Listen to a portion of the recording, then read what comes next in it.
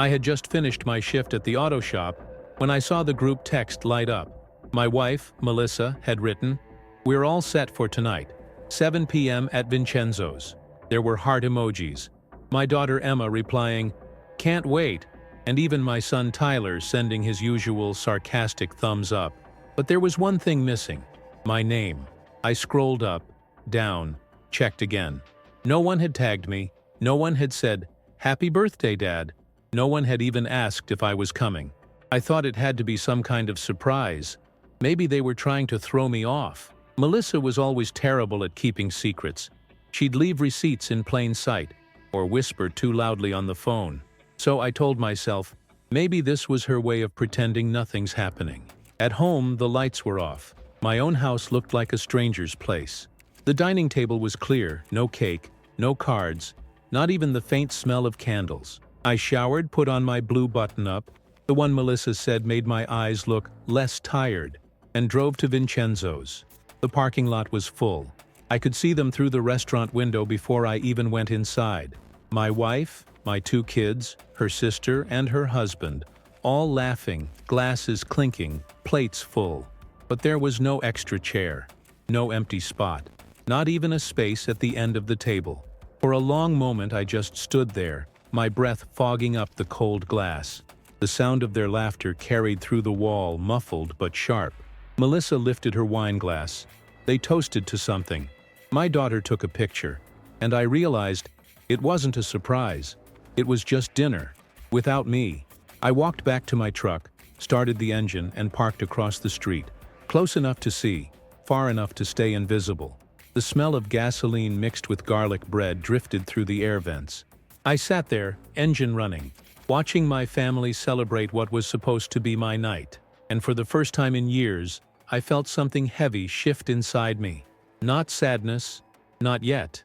Just a cold, sharp kind of clarity. The restaurant windows glowed like a movie screen. Every face inside lit in warm gold while the night pressed cold against my windshield. I turned off the engine, but I kept the lights off. Didn't want them to see me sitting there like some ghost. The music from inside was faint. Sinatra maybe, or something trying to sound like him. I watched as the waiter brought out a big chocolate cake, the kind with candles. Everyone leaned in, and even from where I sat I could tell they were singing. My own family, singing happy birthday to someone else. For a second my brain refused to understand it. Maybe they were celebrating a friend's birthday. Maybe Melissa had mixed up the nights. But when the cake turned, I saw it. A small, neat script on top. Happy birthday, Mel. The glow from the candles blurred my vision, and it wasn't from the distance. She was smiling, cheeks flushed, eyes bright. My kids cheered. Her hand brushed the arm of the man sitting beside her. Her boss, Jeff. The one she'd said was just helping with extra shifts. My knuckles went white on the steering wheel. I felt the heat rise behind my eyes, a mix of disbelief and fury that burned through my chest. Every sound, the clink of forks, the laughter, the flicker of light, felt like it was happening underwater, slow and distant. I rolled down the window just enough to let the night air hit my face. It smelled like rain and asphalt, the kind of scent that settles before a storm. Somewhere down the block, a siren wailed, short and sharp. I took a breath, steadying myself. I wasn't going to make a scene, not tonight.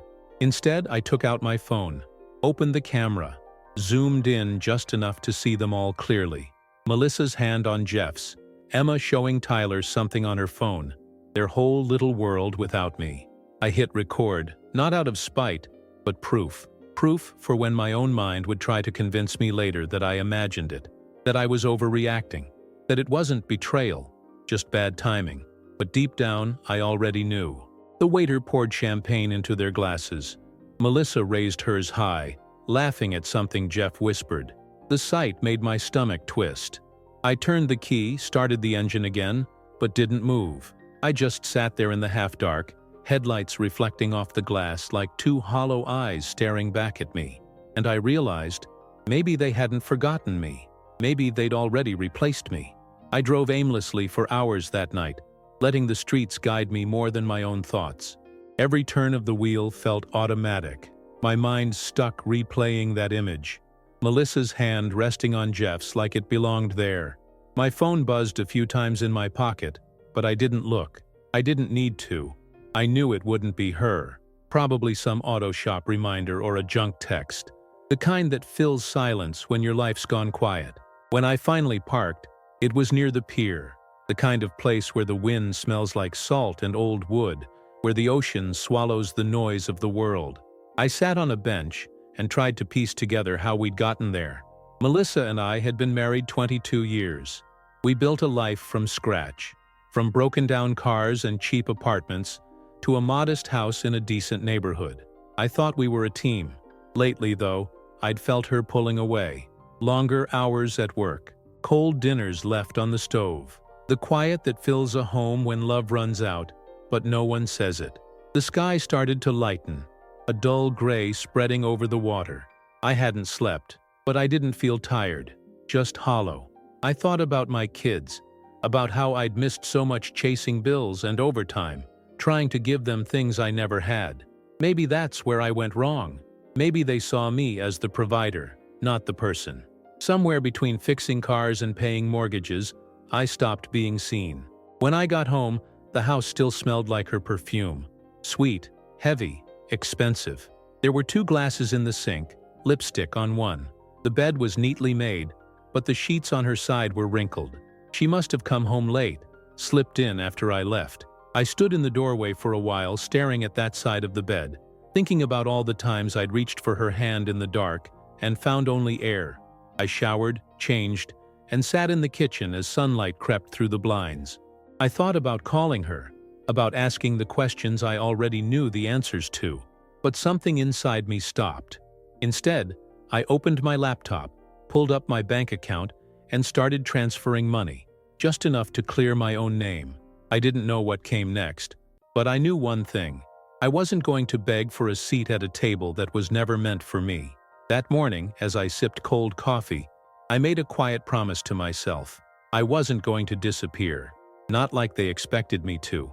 If they wanted a life without me, I'd make sure they saw exactly what that looked like. The next morning, the world looked almost normal. The same stretch of road, the same sunlight cutting through the blinds, the same coffee maker sputtering like it always did. But something in me had shifted. I wasn't angry anymore. Not exactly. I was just awake, more awake than I'd been in years. Every sound, every smell, every detail around me seemed louder, clearer, like the static had finally dropped out of my life. Melissa came home around 10, pretending she'd gone out for errands. She didn't see my truck parked down the street. When she walked through the door, she froze, her purse halfway off her shoulder, eyes wide like she'd seen a ghost. "You're home?" she asked, her voice too steady to be real. I didn't answer right away. I just watched her. The silence between us felt like a loaded weapon. She put the purse down and started babbling. Something about her sister's birthday, about last-minute plans, about how I should have come. I let her talk until the lies tangled around her like vines. When she paused to breathe, I finally said, "I saw you." That was all. No yelling, no dramatics. Just those 3 words. Her face went pale, lips trembling. "Saw me? What do you mean?" she asked, trying to smile it off. I took out my phone and played the video. Her laughter filled the room, the sound of glasses clinking, the image of her hand brushing Jeff's. She didn't even look away. She just stood there, quiet, while the truth played out on screen. For a long moment, neither of us spoke. Then she said softly, "You weren't supposed to see that." That sentence hit harder than anything else could have. Not, "It's not what it looks like." Not, "I'm sorry." Just acceptance. Like she'd already moved on, and I was late to notice. I put the phone down and said, "No, I wasn't." "But I did." Then I walked past her, grabbed my jacket and left. I didn't go far. Just a few blocks down to an old diner that smelled like bacon grease and burnt toast. The kind of place that hadn't changed in 30 years. I sat at the counter, ordered black coffee, and stared at the reflection in the chrome napkin holder. I didn't recognize the man looking back. He looked tired, yes, but there was something else. Something steady, almost calm. Like the part of me that had been begging for love finally gave up. And what was left was quieter, stronger. As I sat there, I realized that I didn't need to chase an explanation. I'd already lived it. Years of being the backup plan, the background noise in my own house. And now, for the first time, I felt the space around me open up. Wide, uncertain, but mine. I finished my coffee, left a few bills on the counter, and stepped outside. The morning air was crisp, almost cold, but it felt clean, like a beginning. That's when the idea hit me. Not revenge, not even closure. Just the simple urge to rebuild, to start something that didn't include them. Maybe I'd fix up that old Chevy in the shop's back lot. Maybe I'd take that road trip I'd been putting off for years. Whatever it was, it would be on my terms. Because if they didn't save me a seat at that table, I'd build my own damn table. And this time, I'd sit wherever I wanted. The garage became my refuge in the weeks that followed. The place smelled of oil, rust, and gasoline, familiar scents that grounded me when everything else felt like shifting sand. I started spending my evenings there after work, fixing up that old '67 Chevy I'd been meaning to restore for years. The car had been sitting in the corner under a tarp, half forgotten like me. Now, it was something to focus on. Something that made sense. A bolt turns, an engine hums, a machine lives again. Machines never lie to you. They only give back what you put in. Each night, I'd roll up the shop door and let the cool air mix with the scent of metal. The sound of crickets outside, the low hum of a distant highway. It all felt like a new rhythm, one that belonged only to me. Sometimes I'd work until midnight, the radio murmuring old country songs in the background. Hank Williams, Johnny Cash, voices of men who'd lost things too but found a way to keep going. Their pain had weight, but it also had motion. I liked that. Melissa texted me a few times during those early days. Her messages were small, polite, like we were business acquaintances instead of husband and wife. "Did you pay the water bill? Tyler needs a ride to practice." I answered the ones that mattered and ignored the ones that didn't. She must have realized I wasn't playing along anymore because her tone started to shift. Softer, nostalgic, testing boundaries. "I miss how things used to be. Can we talk?" But I wasn't ready. Not for forgiveness, not even for anger. I needed to rebuild myself first. One night I found myself staring at the Chevy's engine, my hands covered in grease, and I realized I hadn't thought about her in hours. That was progress. I sat on the concrete floor, drinking a cheap beer from the mini fridge, and looked at the reflection of the fluorescent light bouncing off the car's hood. For the first time, I saw the outlines of a future, not defined by what I'd lost, but by what I could still make. As the weeks passed, the Chevy started to take shape. Fresh paint, new tires, an engine that purred instead of coughed. Each piece I replaced felt like a part of me snapping back into place. My co-workers noticed too. The change in how I carried myself, how I talked. I laughed again, maybe not as freely as before, but real enough to feel it in my chest. I knew Melissa noticed the change as well.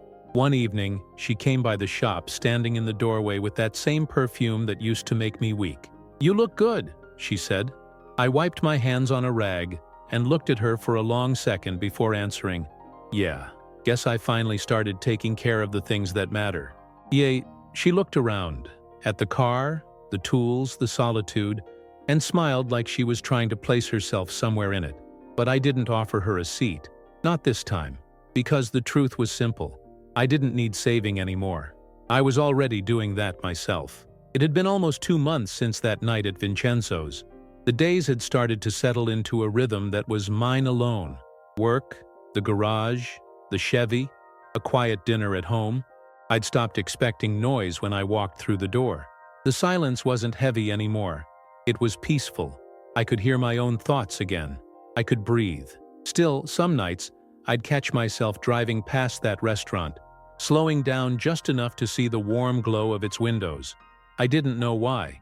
Maybe I wanted to remind myself that the pain had been real, that I hadn't imagined it. Pain, once faced, becomes fuel. One Friday evening as I was closing up the shop, my phone buzzed. A message from Emma. "Hey Dad, we're doing a small dinner for Mom's birthday tomorrow. It'd mean a lot if you came." I read it twice, then 3 times. My daughter, my little girl who used to beg me to braid her hair before school, was asking me to come celebrate the woman who had betrayed me. I could almost hear the careful tone behind the text, the way kids try to fix what adults break. She wasn't taking sides. She was just trying to make things normal again. I didn't answer right away. I sat in the truck, watching the sun go down over the empty parking lot, and thought about what normal even meant anymore. Did showing up mean I'd forgiven Melissa? Did staying away mean I'd given up on my kids? I didn't know, but I knew Emma's heart was good, and if there was one thing I refused to lose in all of this, it was her. So I texted back, "I'll be there." The next evening, I stood in front of the mirror, buttoning a clean shirt. I hadn't dressed up for anything in a while. The reflection staring back at me looked older. Not in a bad way, just real. A few more lines, a little gray in the beard, but steadier eyes. Eyes that had seen hell and walked out the other side. I drove over to the restaurant, not Vincenzo's, thank God, but a new place on the other side of town. When I walked in, the smell of roasted garlic and wood fire hit me, and for a moment, I almost turned around. But then I saw Emma waving from the back table. She stood and hugged me tight, the kind of hug that tells you your presence still matters. "I'm so glad you came," she whispered. Tyler nodded from his seat, a little awkward, still in that stage where emotions feel like foreign objects. I ruffled his hair anyway. Then I saw her, Melissa. She was sitting at the end of the table wearing that same silver necklace I'd given her years ago. She looked surprised to see me but tried to mask it with a polite smile. "You came?" she said softly. "Emma asked me to," I replied, and her smile faltered just a little. The dinner went on mostly in small talk. Emma told stories about her classes at college, Tyler complained about his basketball coach, and I listened genuinely, because hearing them laugh was still the best sound in the world. But underneath it all, there was tension, the kind that buzzes quietly like a live wire in the room. Every time Melissa spoke, I could feel her watching me, waiting for something. Maybe forgiveness, maybe reaction. When dessert came, some overpriced tiramisu that Tyler devoured in 3 bites, Melissa finally spoke directly to me. "I've been meaning to talk to you," she said, her voice careful, like she was approaching a wounded animal. I put my fork down and met her gaze. "Then talk," I said. She glanced at the kids, who immediately found excuses to check their phones, sensing the shift. Melissa leaned in slightly. "I made a mistake," she said. "I know you don't owe me anything, but I want to make things right." I waited for more, but she didn't continue. Just stared at me, eyes glassy, like she was hoping I'd throw her a rope. I thought about all those nights I'd waited for her to come home, all the mornings she'd kissed my cheek without looking me in the eye. And then I thought about that night across the street, my breath fogging up the windshield as I watched her blow out candles with another man. "Melissa," I said quietly, "you didn't make a mistake. You made a choice." She looked down, tears catching the restaurant light. "I know," she said, "and I've been paying for it every day since." There was truth in her voice, or at least something that sounded like it, but I wasn't sure if it was regret for what she did or regret for getting caught. Either way, I felt no anger, just distance, a clean, cold kind of distance that told me I'd already moved on. I paid for my meal, left a tip, and stood. "I'm glad you're figuring things out," I said, "but I'm not the man you get to rebuild yourself through." Her face crumpled, but I didn't linger. I kissed Emma on the forehead, clapped Tyler on the shoulder, and walked out into the night. Outside, the air was cool and clear. The streetlights buzzed faintly and the moon hung low over the city skyline. I walked to my truck, feeling something I hadn't felt in a long time. Peace. Not the kind that comes from getting even, but the kind that comes from letting go. I didn't hate her anymore. I didn't even pity her. She'd made her choice, and I'd made mine. When I got home, I opened the garage and looked at the Chevy, now finished, deep blue paint gleaming under the fluorescent lights. I ran my hand along the hood, the metal cool under my fingers. I turned the key, and the engine roared to life, strong and steady. For a moment, the sound filled the whole space, vibrating through the walls, through my chest. It was alive. I was alive. I thought about taking it for a drive. No destination, just the open road. Maybe north, maybe west, somewhere the air smelled like pine trees and possibility. But instead, I shut it off, sat on the workbench, and just listen to the cooling engine tick in the silence. I didn't need to go anywhere tonight. The road would still be there tomorrow. For now, it was enough to know I'd built something that lasted, something honest, something that ran because I'd given it everything I had. And as I sat there, the smell of oil and paint thick in the air, I realized that maybe the best revenge isn't moving on too fast or proving you're happier. Sometimes, the best revenge is simply surviving well. I didn't plan to leave town that weekend. It just happened. One minute I was wiping down the Chevy's hood, and the next, I was tossing a duffel bag into the back seat. A few clothes, my old leather jacket, a thermos of coffee, and the open road ahead. There was something about the hum of a newly rebuilt engine that begged to be tested. I didn't even tell anyone I was going. Not Melissa, not the kids. I just locked the shop, turned the key, and drove. The morning air was cool, fog rising off the asphalt as the sun started to climb. The engine purred like it was grateful to be alive again. So was I. The town faded behind me. The same streets, the same diners, the same reminders of what used to be. Out here, everything smelled different. Pine, diesel, the faint sweetness of open fields. The radio played static until it found a country station somewhere between Tennessee and nowhere. For the first time in months, I wasn't thinking about betrayal or anger. My thoughts were quiet, clean. I rolled down the window, let the wind hit my face, and watched the road stretch out like a promise.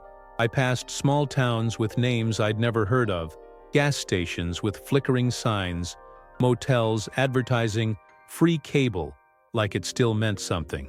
Each mile felt like shedding another layer of the man I used to be, the one who waited for permission to feel worthy. Around noon, I stopped at a diner off the highway. It was called Mary's Place, the kind of spot with faded photos on the wall and coffee that could strip paint. The waitress was maybe 50 with sharp eyes and a smile that said she'd seen it all. "Traveling or running?" she asked as she poured my coffee. I laughed. "Bit of both, maybe?" She nodded like she understood. "Aren't we all?" We talked for a while, nothing deep, just life, the weather, how the world seems to spin faster every year. There was comfort in that simplicity. Before I left, she handed me a slice of apple pie on the house. Said I looked like I could use something sweet. I ate it sitting on the tailgate of the Chevy, watching trucks rumble past on the highway. The pie was warm, the crust flaking under my fingers. I hadn't tasted anything that good in a long time. By evening, I'd driven nearly 300 miles. The sky had gone gold, fading into pink, and then deep blue. I pulled over at a rest stop overlooking a wide stretch of farmland. The sound of cicadas filled the air. I leaned against the car, the metal warm from the day's sun, and watched as the stars came out one by one. Somewhere out there, Melissa was probably putting the kids to bed, maybe thinking about me. But for the first time, I didn't feel the need to be thought about. I just felt free. I slept in the car that night, window cracked, the smell of grass and engine oil mixing in the air. I dreamed of nothing, which was a gift. When dawn came, I brewed coffee on a small camp stove I'd thrown in the bag years ago. The steam rose into the morning air as the horizon lit up. There's something sacred about watching the world wake up from behind the wheel of your own life. I drove west the next day toward the mountains. The roads narrowed, twisted, climbed. The Chevy's engine growled as if proud to be tested. Somewhere near the foothills, I pulled over at a lookout. The view hit me like a gut punch. Miles of pine, mist curling through valleys, the sun bleeding through the clouds. I stood there with the wind whipping my jacket and realized something simple, something powerful. Everything that had broken me had also rebuilt me. When I got back to the car, I took out my phone. There were messages from Emma, a few from Tyler, one from Melissa. "Hope you're okay. Kids miss you." I looked at it for a long moment, then slid the phone into the glove box. I wasn't running from them anymore. I was just giving myself space to exist outside of their expectations. That night, I stayed at a small roadside inn. Nothing fancy. A creaky bed, a flickering TV, the smell of old smoke clinging to the curtains. I fell asleep listening to the rain hit the roof, and somewhere between the rhythm of the drops and the soft hum of the Chevy cooling outside, I felt something I hadn't in years, Peace that didn't depend on anyone else. The next morning I looked at myself in the mirror. I didn't look like a man who'd been left behind anymore. I looked like someone who had survived, someone who had rebuilt himself from the ground up. The scars were still there, sure, but they didn't define me. They reminded me. I packed my things, stepped outside, and ran my hand over the Chevy's hood again. "You and me, huh?" I murmured. The sun rose behind me, painting the metal gold. I got in, turned the key, and the engine roared to life. The sound wasn't just mechanical. It was alive, defiant, ready. I didn't know where I was headed next. Maybe that was the point. For the first time, I didn't need a destination to feel like I belonged somewhere. I already did. Behind the wheel, heart steady, eyes forward, the road wide open ahead. And as the miles rolled under me, I realized the truth I'd been chasing since that night across the street. Sometimes, you have to lose your place at the table to find your seat in the world. It was mid-morning when the phone rang. I'd been driving through the outskirts of Utah, mountains rising in the distance like sleeping giants, the sky impossibly wide. I almost ignored it. I'd promised myself this trip was about distance, not distraction. But when I saw Emma's name flash on the screen, I pulled over onto the shoulder. The hum of the engine quieted as I answered. "Hey, sweetheart," I said, trying to sound casual, steady. Her voice cracked right away. "Dad, it's Mom." My stomach tightened. "What about her?" I asked, though a dozen possibilities were already crowding my mind. There was a pause, the kind that stretches too long to mean anything good. "She was in a car accident," Emma finally said, voice trembling. "She's in the hospital. They said she's stable, but it's bad." For a moment the world went silent. The wind outside stopped moving, the air in the car thickened, and all I could hear was her breathing on the other end. I'd spent months convincing myself I didn't need Melissa, that I'd finally let go. But now, hearing my daughter's voice break, all that armor I'd built started to crack. "I'll be there," I said. My voice came out rough, lower than I meant. "Just hang in there, okay? Tell Tyler to stay with you." The drive back felt longer than any road I'd ever taken. The miles blurred into a gray smear, my thoughts scattered between guilt, worry, and something harder to name. I didn't hate Melissa anymore, but I didn't love her either. At least, not in the way I used to.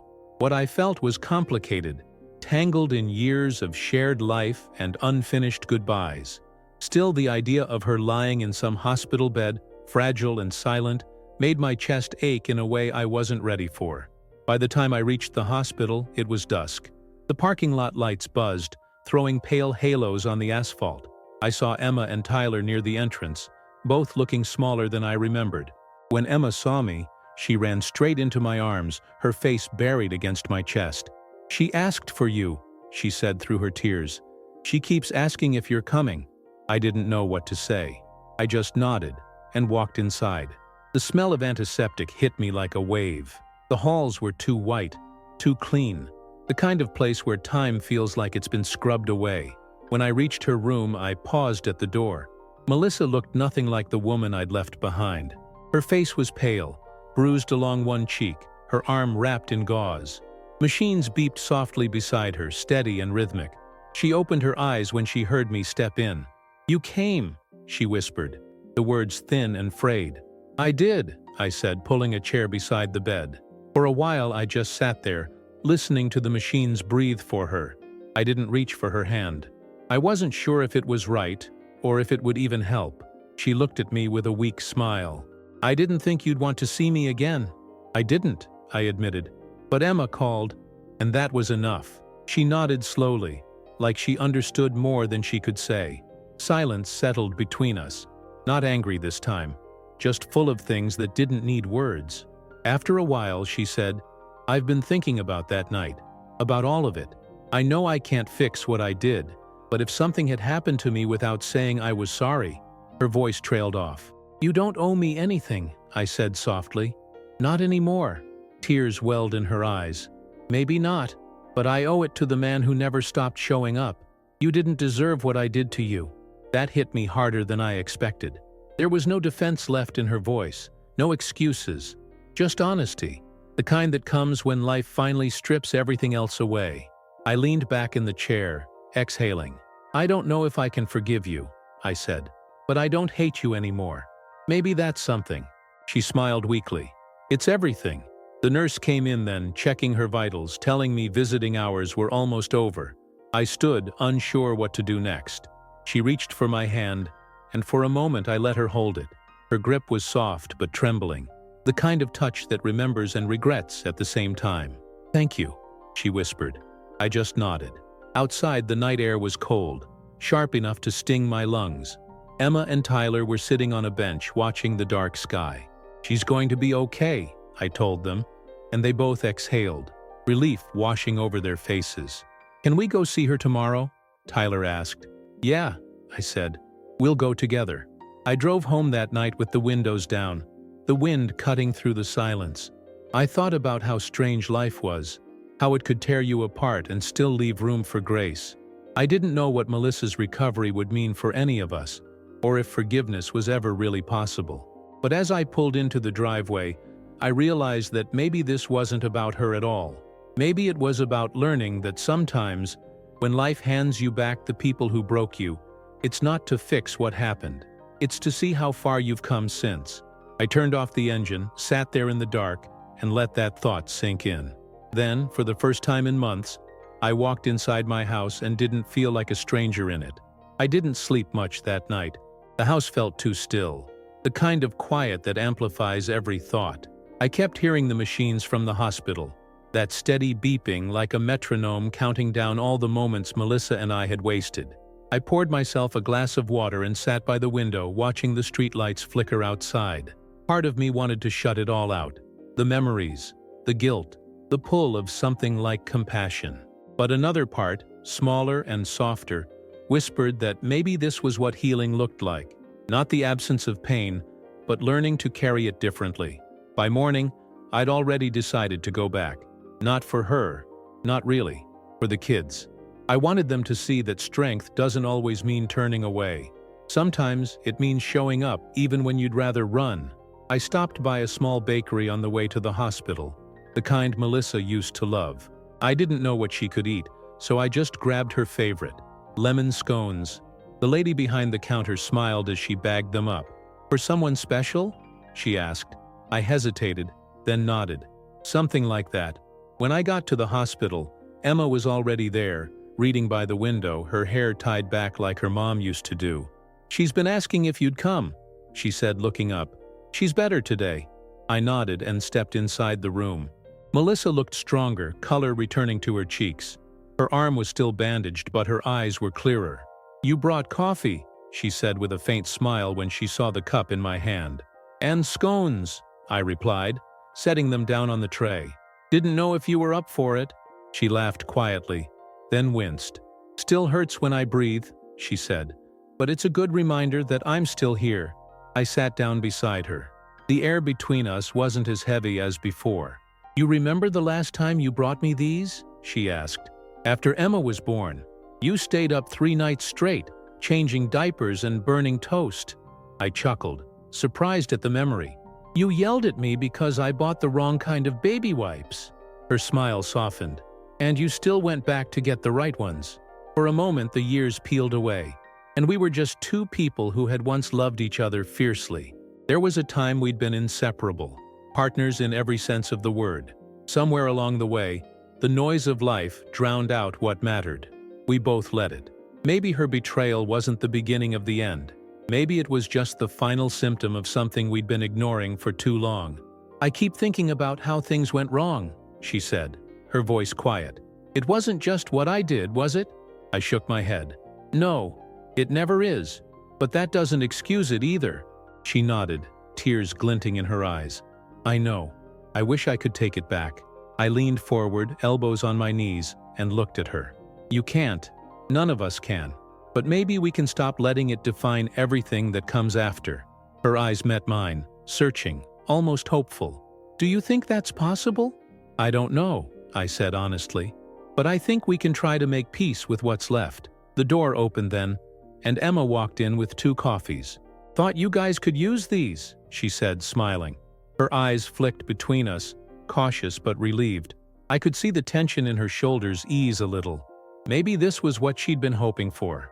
not reconciliation, but coexistence. Proof that her parents could be in the same room without the air cracking in half. We spent the rest of the morning talking about simple things.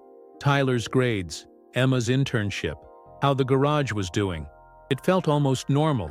When the nurse came to check her vitals, Melissa looked at me. "You don't have to keep coming, you know. I'll be fine." I stood, hands in my pockets. "Yeah, I know, but I'll come anyway." On the drive home, I kept replaying that moment, her fragile smile, the way her voice trembled when she said thank you. I wasn't sure what it meant yet, but it didn't feel like weakness. It felt like balance, like learning how to stand in the middle of a storm without trying to control the wind. That evening, I stopped by the garage again. The air smelled like motor oil and sawdust, grounding me back into the world I understood. I turned on the radio, some old Springsteen song playing low, and started tinkering with the Chevy again.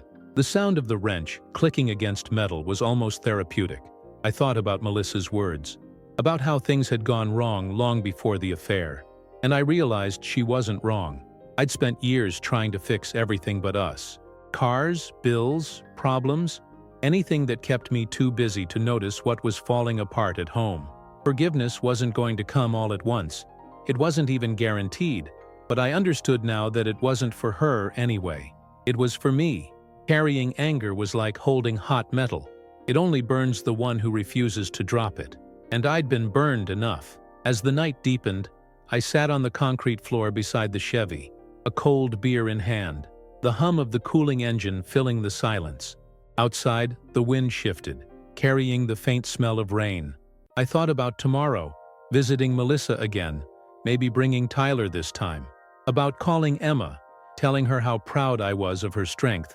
For the first time in a long while, the future didn't feel like something to fear. It just felt open, messy, uncertain, but real.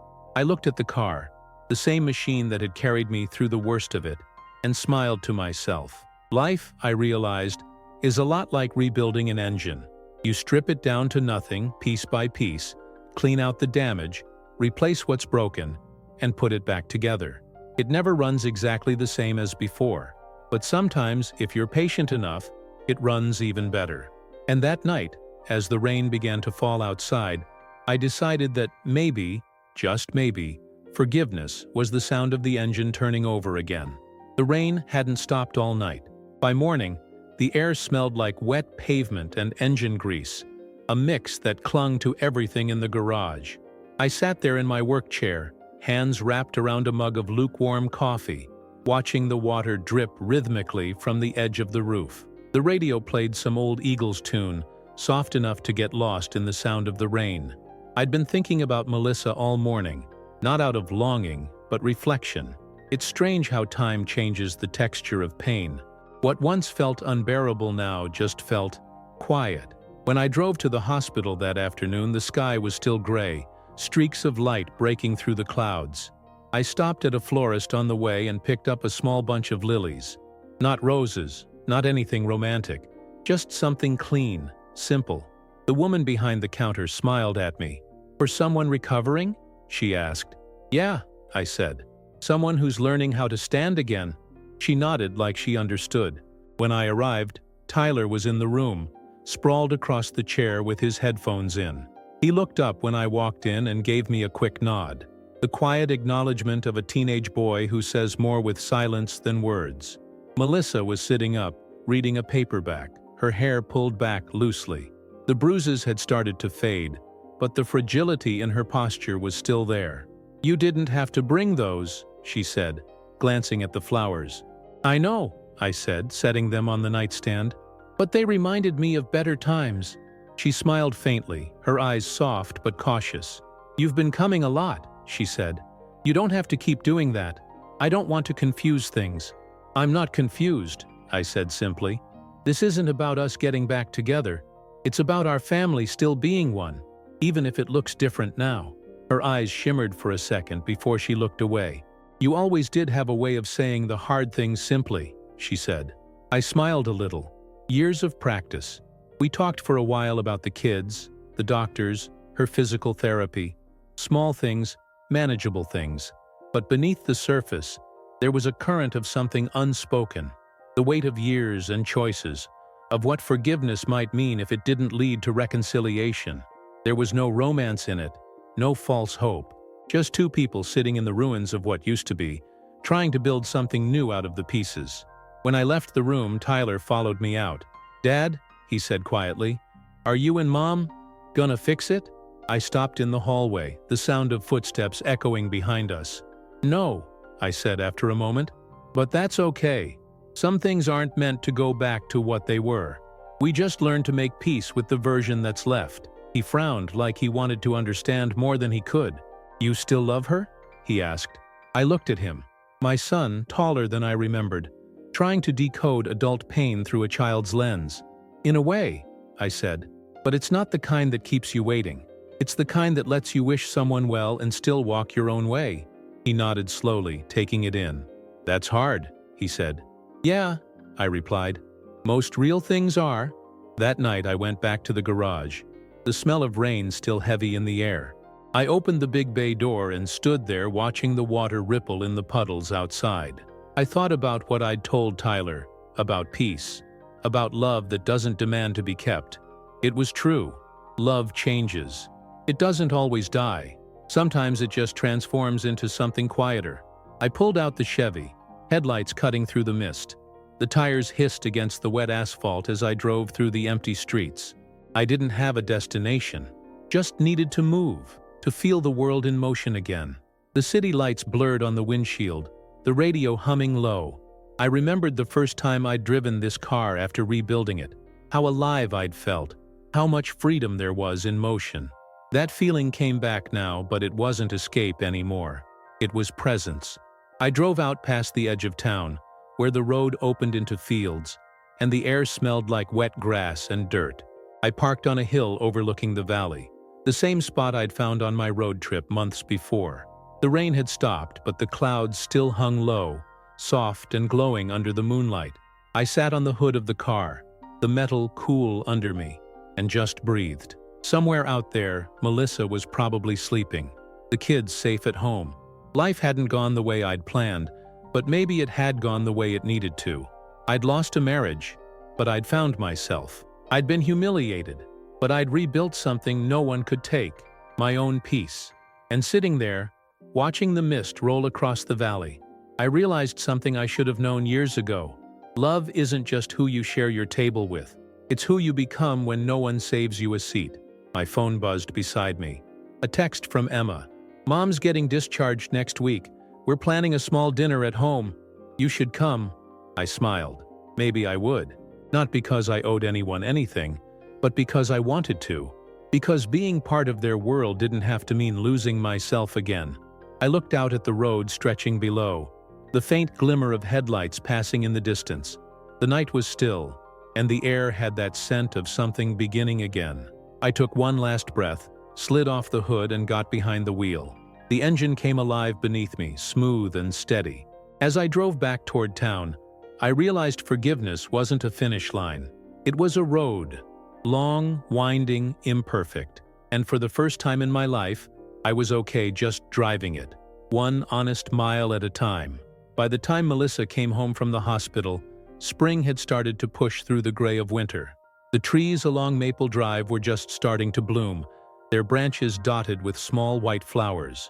I hadn't been back to that house in months, not since the night I caught sight of my reflection in the restaurant window across the street.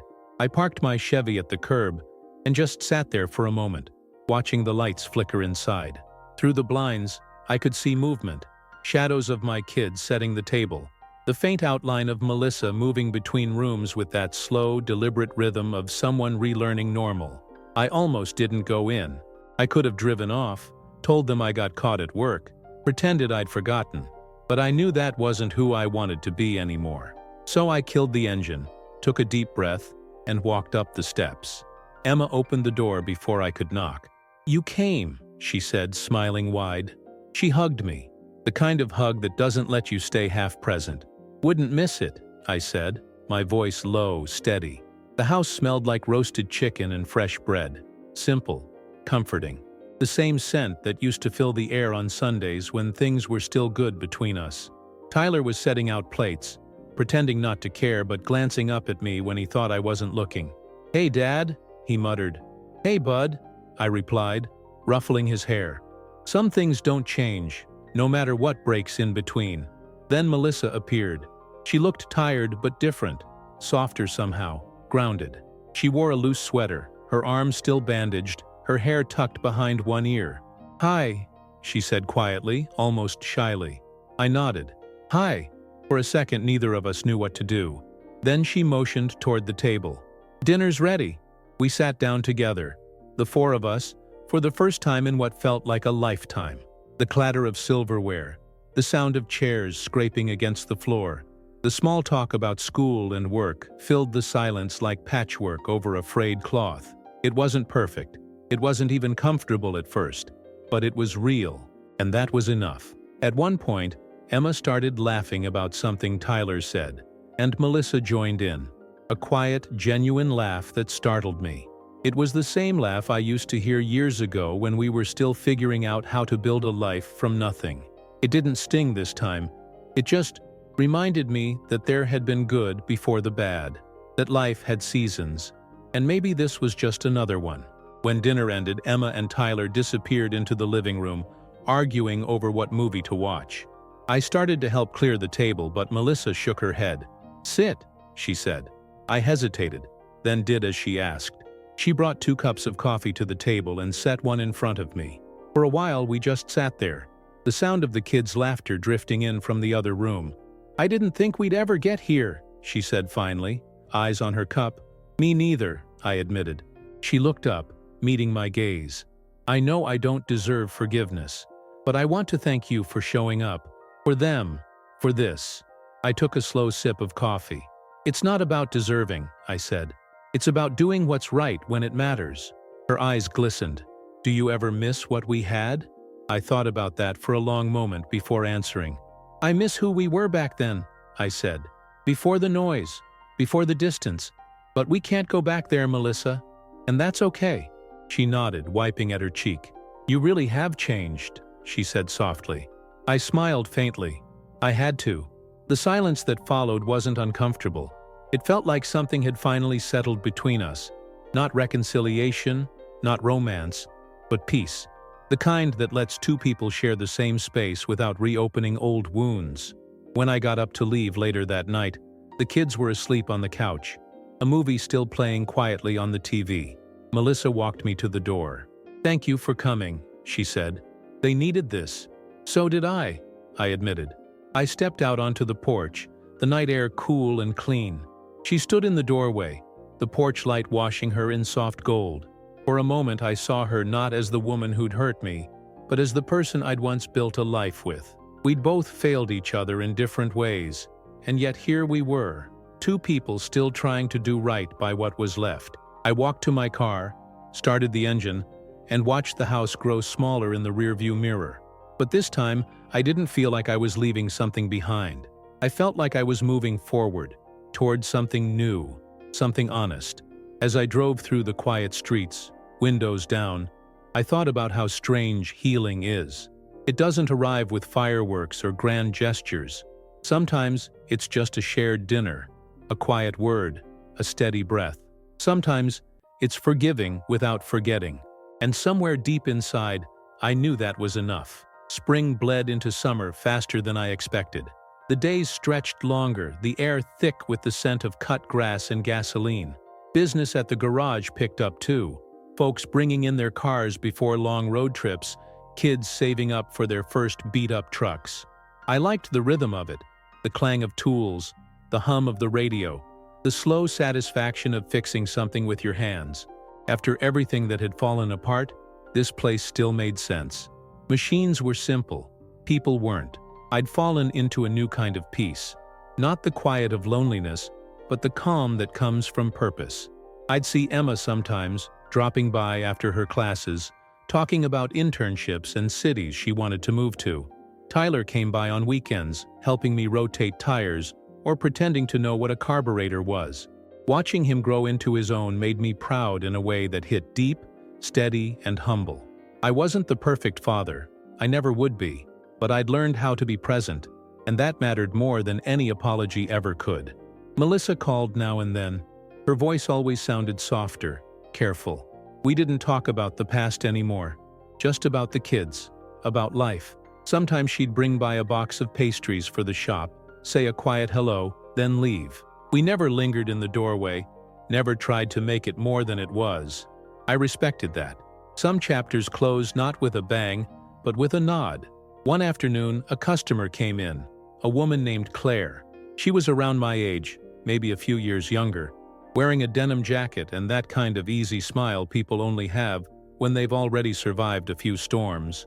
She said her old Jeep was stalling on the highway. I promised to take a look. While I worked, she waited in the front office, sipping the burnt coffee from the vending machine like it was gourmet. When I came back an hour later, I told her it was just a fuel filter issue. She laughed. "Figures," she said. "Seems like everything in my life runs fine until it suddenly doesn't." There was something familiar in her tone, that mix of humor and quiet exhaustion. We ended up talking while I finished the paperwork, and before she left, she said, "You should come by the farmer's market this weekend. They've got great pie, and I owe you one for saving me from that tow truck bill." I almost said no. The old me would've. But something in the air felt lighter that day. So I said yes. That Saturday I showed up. The market was small but alive. The sound of chatter, the smell of roasted nuts and fresh bread filling the air. Claire was there, standing by a booth of wildflowers. She smiled when she saw me, waved me over and handed me a slice of peach pie. We talked for a while, about cars, about family, about how strange it was to start over when you thought your life was already set. She told me she'd gone through a rough divorce 2 years earlier. "You start to realize happiness isn't always loud," she said. "Sometimes it's just peace that doesn't leave." I remember thinking how right she was. For years, I'd been chasing the idea of happiness, the perfect marriage, the perfect family, the steady life. But what I'd built now, in the quiet aftermath, felt truer. It wasn't glamorous, but it was mine. Over the next few weeks, I saw more of Claire. A coffee here, a walk there. Nothing rushed, nothing heavy. She never pried about my past, and I didn't ask about hers. We just existed in the same space. Two people who'd learned the cost of breaking and the value of rebuilding. There was something sacred about that simplicity. One night she came by the garage just as I was closing. The sun was setting, painting the sky in streaks of orange and pink. She leaned against the Chevy, running her hand along the hood. "This is yours?" she asked. "You rebuilt it?" "Yeah," I said. "Took me a while, but she's solid now." She smiled. "Funny, that's how I feel about myself lately." We stood there in the fading light, not saying much else. The silence wasn't awkward. It was steady, like a heartbeat. I realized then that maybe life doesn't hand you replacements. It hands you reflections, people who remind you that there's still good waiting beyond the ruins. Later that week, I found myself driving that same Chevy down the road that led past my old house. The lights were on inside, Melissa's silhouette moving in the kitchen, the kids laughing somewhere in the back. For the first time, it didn't hurt to see it. It just felt complete, like something that had ended exactly where it was supposed to. I kept driving, the road stretching wide and open ahead. The air was warm, the hum of the engine deep and sure beneath me. There was no plan, no final destination, just the rhythm of motion and the quiet truth that not every story ends with what you lose. Some end with what you learn to keep. And as the sun dipped low behind the horizon, I thought about everything that had brought me here. The betrayal, the heartbreak, the forgiveness, the rebuild. It all led to this: a man, a machine, a road, and a peace he'd earned the hard way. It was one of those late summer evenings when the air feels heavy but soft, carrying that mix of dust, heat, and faint sweetness from someone's backyard grill. I had the garage door rolled up, letting the last of the sunlight pour in. The radio played low, a bluesy guitar humming under the quiet sound of wrenches clicking. It had been a good day, simple, steady, full of work that left me tired in a way that felt earned. Claire had stopped by earlier with iced tea and that same easy laugh she always brought with her. She'd told me she was driving up north for a few days to visit her sister, and before leaving, she'd said, "Don't work too hard while I'm gone." I'd smiled at that. It had been years since anyone cared enough to say it. I didn't tell her, but her visits had started to feel like the missing piece of my new routine. Not dramatic, not consuming, just right. As the day faded, I started cleaning up the shop. I wiped down the counters, turned off the compressor, and stepped outside for some air. Across the street, the sun was melting behind the hills, streaks of gold spilling through the trees. I leaned against the Chevy, feeling the warmth of the metal against my palms. That car had been my therapy, my confessional, my salvation. Every bolt I'd tightened had stitched together something inside me. My phone buzzed, a text from Emma. "Hey Dad, we're having a barbecue Sunday. Mom's cooking her ribs again. You should come." I stared at the screen, smiling faintly. The words didn't feel heavy anymore. The idea of being around Melissa didn't twist my stomach like it once had. It felt like an invitation to something peaceful. Not the old family, but the new version of it. The version built on grace, not expectations. Sunday came warm and bright. I washed the Chevy that morning, the water shimmering under the sunlight, and by the time I got to the house, the smell of charcoal and barbecue sauce filled the air. Tyler was tossing a football in the yard, his hair longer now, his laugh deeper. Emma ran up to hug me just like she always did, and for a moment I forgot every dark thing that had ever passed between us. Melissa was by the grill, flipping ribs with one arm still weaker than before. She turned when she heard me, a hesitant smile on her lips. "Hey," she said. "Hey," I replied, handing her a small bag. Inside were 2 lemon scones from her favorite bakery, the same ones I used to bring on lazy Sundays. She laughed softly when she saw them. "You remembered. Hard to forget," I said. Lunch was easy. Not perfect, not forced, just easy. We sat outside under the maple tree, the 4 of us, with paper plates and laughter weaving through the air. Melissa told a story about the nurse who'd kept mixing up her chart. Emma talked about her upcoming graduation. Tyler went on about his new basketball coach. I mostly listened, letting the sound of them fill the space where resentment used to live. Afterward, Melissa and I found ourselves alone in the kitchen, stacking dishes. She glanced over at me. "You're really okay now, aren't you?" I thought about that for a second. "Yeah," I said finally. "I think I am." She nodded slowly. "I'm glad. I never thought you'd—" "Forgive you?" I interrupted gently. She looked down. "Yeah, I didn't," I said. "Not in the way you probably mean. I just stopped needing to be angry. It doesn't fix what happened, but it makes living easier." She smiled, a sad, knowing smile. And for once, we didn't need more words. Some things are better left quiet. Later, I sat on the porch while the kids cleaned up inside. The air buzzed with cicadas, the light softening into that orange glow that makes everything look like memory. I thought about the first time I'd stood across from this house after the restaurant, watching through the window, convinced I'd lost everything that made life worth living. I'd been wrong. I hadn't lost it, I'd just been forced to rebuild it from the ground up. Melissa stepped outside then, a glass of iced tea in her hand. She handed it to me and sat down on the steps beside me. We didn't talk. We just watched the sun drop behind the rooftops.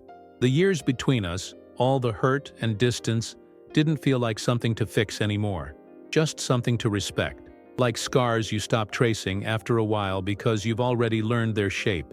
When it got dark, I stood to leave. "Same time next week?" Emma called from the doorway. "We're making burgers. Wouldn't miss it," I said. As I drove away, the headlights swept over the old oak tree at the corner, the one we'd planted when Emma was born. It had grown taller than the house now, roots deep and stubborn. I smiled at that. Life doesn't stop growing just because it breaks. On the drive home, I rolled down the window, letting the warm air whip through the cab. The road stretched ahead, dark and open, the way it always had. Somewhere out there was whatever came next. Maybe more drives, maybe more dinners, maybe more quiet nights with someone who didn't need saving or saving me. I didn't know. I didn't need to. For the first time in years, I trusted the road to take me where I was meant to be. And as I glanced at the rearview mirror, at the faint lights of that house fading into the distance, I realized something simple, something I'd been chasing since that first night across the street. I hadn't lost my family. I'd just finally found my place in it. A month passed, and with it came the kind of calm that doesn't announce itself. It just settles in, quietly, like dust on a windowsill. My days began to blend together in a rhythm I hadn't known in years. I'd wake up early, make strong coffee, and walk down to the garage while the streets were still half asleep. The mornings smelled like dew and gasoline, the kind of scent that reminds you you're alive, working, doing something that matters in small ways.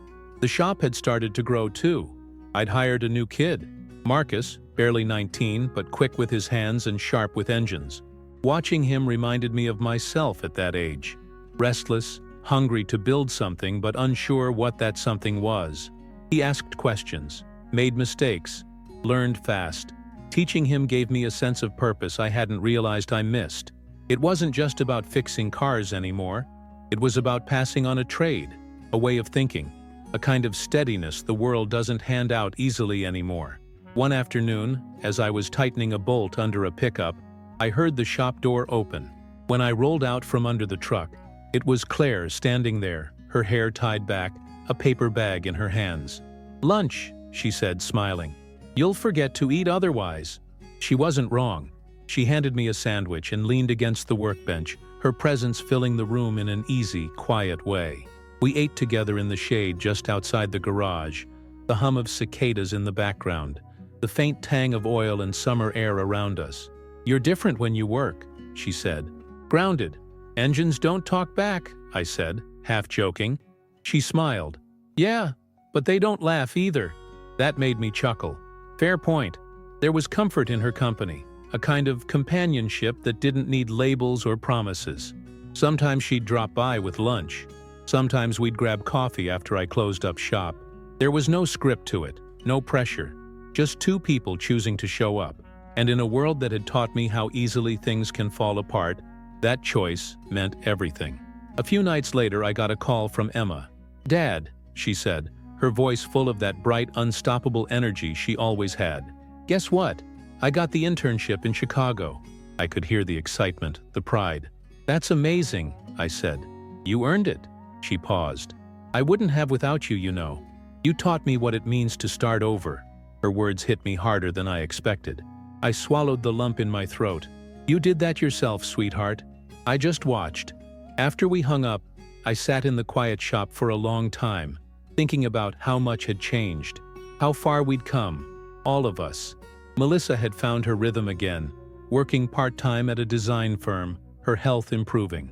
Tyler had joined his school's varsity team.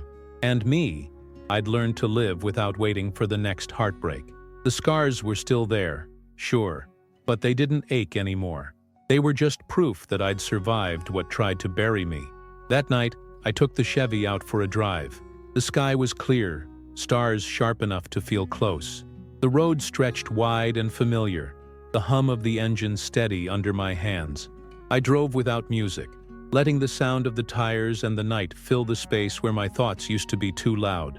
The calluses on my hands caught the steering wheel. Rough, earned, solid. They reminded me of all the work it took to rebuild not just a car, but a life. When I pulled over by the lake just outside town, the water reflected the moon like glass. I sat on the hood of the Chevy, a warm breeze brushing against my face. I thought about how peace isn't soft. It's not some gentle thing that lands in your lap. Peace is calloused, built through labor, through letting go, through doing the hard work of forgiving what's already gone. My phone buzzed. A message from Claire. "You left your jacket in the truck last night. Don't think I won't use it if you don't come get it." I smiled, shaking my head. Maybe life really was simpler than I'd made it out to be. Maybe all it ever asked was that you keep showing up. For yourself, for the people who still mattered, for the small joys that don't need to be earned. I stayed there until the stars began to blur with the coming dawn. And as the first light hit the water, I felt something I hadn't in a long, long time. Not happiness exactly, but something steadier. A quiet certainty that I was exactly where I was supposed to be. I got back in the Chevy, started the engine and let the sound fill the still air. The road stretched ahead like a story still being written, and for the first time, I didn't need to know how it ended. By late August, the days had grown shorter, and the air carried that dry, sun-baked scent of summer's end. The garage was quieter now. People were holding off repairs until fall. I didn't mind. The stillness suited me. I'd learned to find comfort in the quiet, in the way the light cut across the shop floor in the evenings, in the faint creak of the old fan that had been there longer than I had. It felt good, steady, earned. Marcus had gone back to community college for the semester, so I was running the place solo again. I liked it that way sometimes. I'd start the day early, the radio humming low, the Chevy parked outside like a reminder of how far I'd come. Some mornings, I'd catch myself thinking about how different my life looked now. Not the one I'd built with plans, but the one I'd built by accident from what was left. And somehow, it felt more like mine than anything before it ever had. One Thursday afternoon, Claire stopped by again. She brought lunch, like always. 2 sandwiches wrapped in wax paper, still warm. "You work too much," she said, handing me one. "You say that every week," I replied. "And every week I'm right," she shot back, smiling. We ate on the curb outside, legs stretched toward the street, the sun low and soft. She looked at me for a while, quiet, studying. "You know," she said finally, "you've got that look people get when they've stopped fighting life." "What does that mean?" I asked, laughing a little. "It means you've made peace with what happened. Most folks don't." I thought about that. About Melissa, the accident, the nights alone, the dinners with the kids. About how much energy I'd wasted trying to undo things that couldn't be undone. "Maybe peace just shows up once you stop expecting the world to apologize," I said. She smiled. "That's a good line. You should write that down." "I just did," I said, tapping my chest. "Right here." We finished eating, and for a while we just sat there in the silence that only comes when 2 people are comfortable enough not to fill it. She leaned back, looking at the clouds. "You ever think about starting over? Like, really starting over?" The question hung between us. I glanced at her, the breeze lifting a few strands of her hair. "I used to think starting over meant going back to how things were," I said. "Now I think it just means learning to keep going, even when you don't know what's next." She nodded slowly, like she understood exactly what I meant, and maybe she did.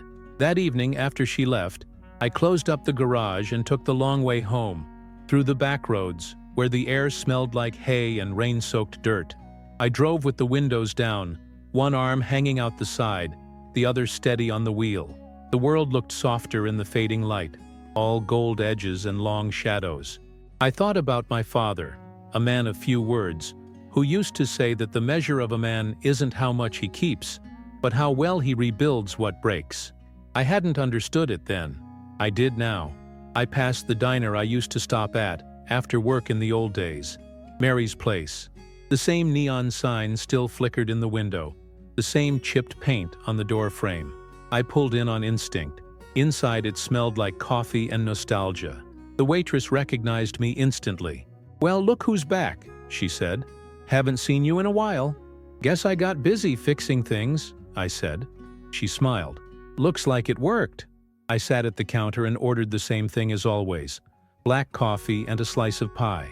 The jukebox in the corner played some old Otis Redding song, the kind that fills a place like this with quiet soul. I watched the reflection of myself in the chrome napkin holder. Older now, lined around the eyes, but settled. A man who'd learned that survival isn't about avoiding the fire, it's about walking through it and coming out carrying your own warmth. The door chimed behind me, and I turned to see Melissa walk in. For a second I thought I was imagining it. She looked surprised too, but she smiled. Small, genuine. "Didn't expect to see you here," she said. "Guess we both needed coffee," I replied. She slid into the stool beside me. We didn't talk about the past, or the hurt, or even the accident. We just talked about the kids, about her new job, about how the town was changing. It was easy in a way it hadn't been in years. When she got up to leave, she put a hand on my shoulder. "You turned out okay, you know," she said. I smiled. "Took me long enough." She laughed softly and walked out into the night, leaving the bell above the door jingling behind her. I watched her go, not with longing or regret, but with gratitude. Some people come back into your life not to stay, but just to show you how far you've come without them. When I finally stepped outside, the air had cooled. The moon hung low, pale and full. I leaned against the Chevy, the metal cool under my hand, and looked up at the stars. Life had a way of breaking you just to see if you could still bend without snapping. Turns out I could. As I drove home, the road stretched out before me, familiar and forgiving. The headlights carved two thin lines through the dark, and somewhere between the hum of the tires and the rhythm of the engine, I realized that maybe redemption isn't something you find. Maybe it's something you build. 1 mile, 1 bolt, 1 breath at a time. And as the town lights faded behind me, I felt it again, that quiet certainty that had carried me this far. I wasn't just moving on anymore. I was finally living. It was early September when the letter came. Not an email, not a text, a handwritten letter in blue ink, the kind people rarely send anymore.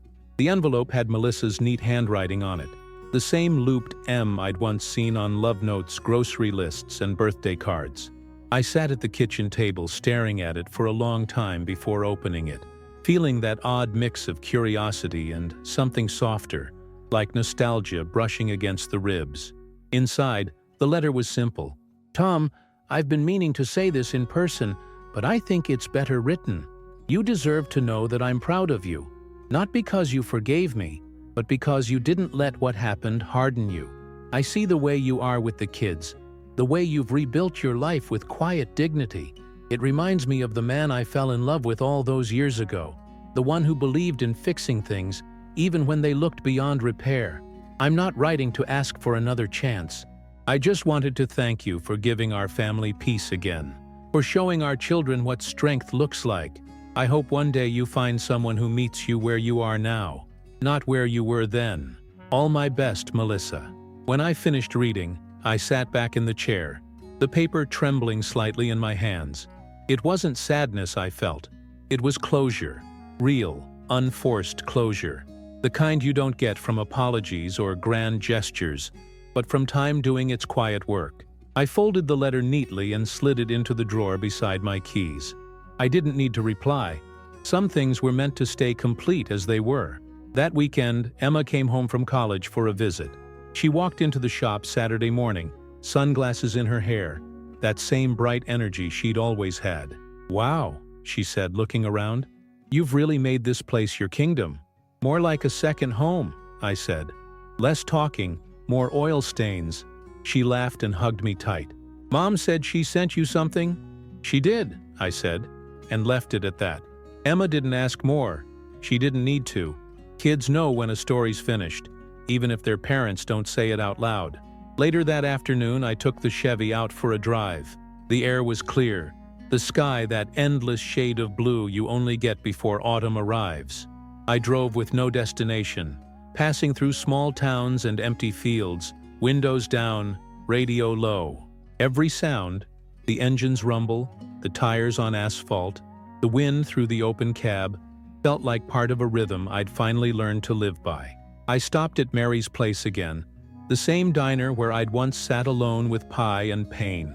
The waitress recognized me, smiling as she poured my coffee. "You look lighter," she said.